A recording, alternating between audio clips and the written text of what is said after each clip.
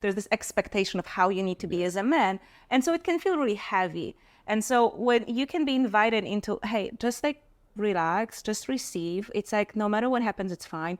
You don't have to have an erection. Like, we don't have to have penetration. Let's just kind of play around. And when you're tired and you've had enough, we just go to sleep, right? So kind of, instead of making it this big thing and the perfect thing, have more interactions that don't have to be perfect, you know? It's kind of like, and I know I've seen your design, so I do know you're a perfectionist, and it's and you care about details. So I understand we have different personalities and preferences. This may be a bit more difficult. But think for example, I don't know if you have this. So I love going to the gym, and it's amazing when I can have like 2 hours and I can do everything I want. But let's say, oh, geez, I have only half an hour. Oh, it's not enough. Let me just skip it. And this way I can like not go to the gym for a whole week or 2, right? True. So instead, what you're looking for, it's like, okay, can we keep the habit up, right? So let me just go today to the gym and do like, I don't know, 30 minutes cardio or like quick sets of something, but I still showed up and I did something. And so it's kind of similar here as well with the with our sexuality. It's great to have these big events, but those big events, to be fair, you can be fine having it once a month or twice a month, but have more smaller interactions when you're just naked with each other and you just kind of caress each other. Again, no expectation. You know, oral sex, sensual, erotic massages, like taking baths together, taking showers together. So there's a lot of like smaller sensual and erotic interactions that don't have to lead to penetration. And that's how you keep it up, right? Because if for you sex is this big thing, like if I was you, I probably wouldn't really be much in the mood for that. Because like, you know, you have to be rested, right? You have to feel good because it's just this big thing. What if you were at your worst and still engage intimately with a partner? That's true. That's a difficult one. So okay. So let's change the topic. No. So here's the thing. I am your, let's say, your student or client, and I am not satisfying my woman. What can I do? So she's not satisfied. Yeah. Okay. I could see that, you know, she's not able to have orgasms. Let's say that. So am I a bad lover? Maybe. So as in most cases, women before her were orgasmic. So one thing first, I've heard it from many men that like, oh, you know, every woman I've been with, she always came, and I'm just like, sure. So it's pretty much statistically not possible. I will say that if you're someone who hooks up a lot, then it's a specific type of a woman who will go for this. And these women are usually very sexually open. Yeah. They feel very comfortable. So they usually do orgasm easily. That's why they like sex so much. But in most cases, it's not the case. So the problem here is kind of similar to what we were discussing. There's all of this pressure on men that you need to be a great lover. So you approach a woman kind of thinking that it's my responsibility to give her pleasure and to know what she wants. And it definitely doesn't help that women on the other side feel that it's not my responsibility to know what works for me. I'm just going to be there and let him do things, you know? Yeah. How often, like, you have asked a woman, what do you like? And she's like, oh, anything. Like, just do whatever you want, right? True. So this is on women. So men often feel like I have to be a good lover.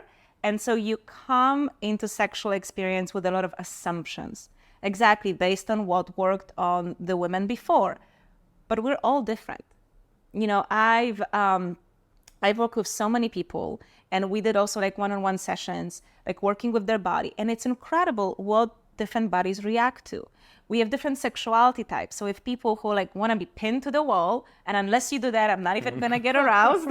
Wow, okay. And those who really would be like turned off by that, and they need very sensual, which one, the pinning to the wall.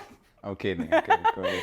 And another like person needs like this very gentle, like feather-like touch and softness and slowing down. And this is what they need to feel aroused. So we have to understand we're all different.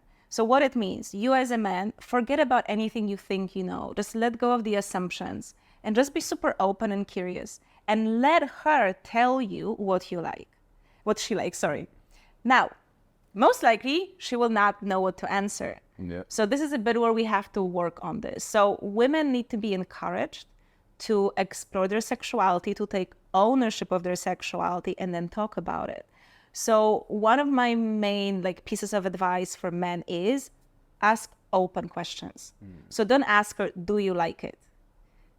Yes or no questions can feel extremely actually attacking, kind of intimidating. So she'd be like, and especially if you're doing something and you ask her, do you like it? What do you think she's going to say, right? Women are very sensitive. We're trying so hard not to upset you, not to hurt your ego, especially when it comes to sex. So if you're already doing something and asking her if she likes it, you're going to hear probably yes. And if she wants to tell you no, it's probably not going to be a very loving no. It's going to be pretty attacking from her side. So then you will take it personally. So we're not really good at these conversations. So having open questions, it's much better. So you could say, how do you like it? Or how much pressure would you like? And then you can be like, would you like more or less pressure or more or less intensity? So you're kind of giving her options. And she may not know, but she's kind of forced to start thinking and feeling her body and finding those answers.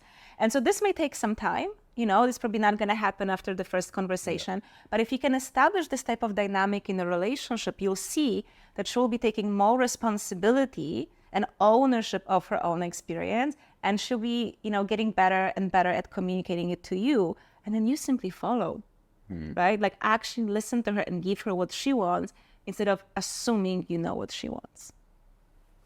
But like you said, some women, they will just say, this guy sucks, I'll just find another man. Or the opposite too. Because, and I'm probably, that, guys can obviously orgasm every time, but they will not feel the pleasure of the actual orgasm. Do you know what I mean? You can reach the ejaculation without, not yes. orgasm. Mm-hmm. Yes. How do you fight? I mean, not fight. How do you fix that? Well, look, I've had, for example, I've squirted, which is it's called female ejaculation, and I had zero pleasant experiences with this. I didn't even feel it, So, oh, really? Yeah, so this is the thing. It's physiological reaction is very different from an overall experience of sex, intimacy, and orgasm. I'll tell you more. It is possible for a female body to have an orgasm without her brain registering it. So even though physiologically she's having an orgasm, she doesn't actually feel pleasure because it's not connected. So there's physiology, and then there's all of the things that make us human, like our emotions, the love, intimacy, depth of that connection. So actually for men, I think it's much better to focus on the orgasm or the pleasure and just let ejaculation kind of happen. In fact, in Tantra, we have the practice of non-ejaculation, which is the practice for men to master experiencing energy, full body orgasm, and totally retaining semen, so not ejaculating. And I think it's a practice that I personally believe every man should really explore it. For how long? This is up to you, because there's a series of benefits, and it's kind of up to you why you want to do it. But I think it's incredible for every man to understand that you can have great sex life even if ejaculation doesn't happen, and that you can have deep pleasure even if ejaculation doesn't happen. It also teaches you to last longer, to feel your partner and yourself more. So it's a bit like, imagine you're training for a marathon, but in the end you choose not to run the marathon, right? Still, the skills, and the awareness that you pick up on the way, it's very helpful. No, that makes sense. So how does this Tantra teachings or philosophy comes into play, into the improving one's relationship with his partner? So the way I approach this is Tantra is a very complex, it's actually a spiritual path. It's very similar to yoga. It just incorporates certain ideas that were considered inappropriate in yoga. So yoga, for example, it was a spiritual path created by men and for men, and only for a specific caste in India. Tantra was inclusive. Everyone, including women. Tantra included meat in some of the rituals, and it also included sex. But it is a spiritual path, so it's really vast. It's a lifestyle, right?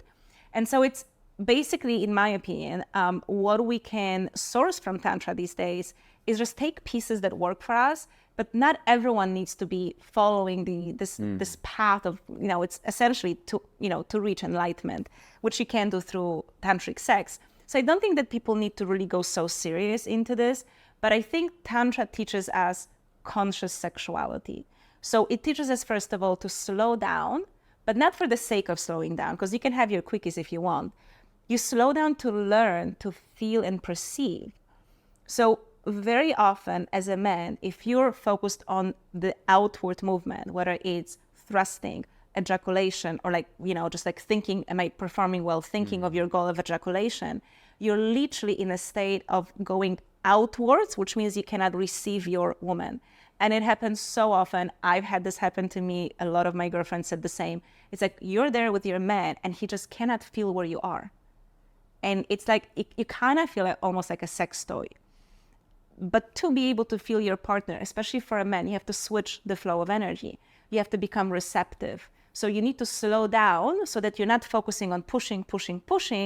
You slow down so you start receiving her, and then you can slowly start thrusting and being outward with the energy while maintaining the state of receiving her.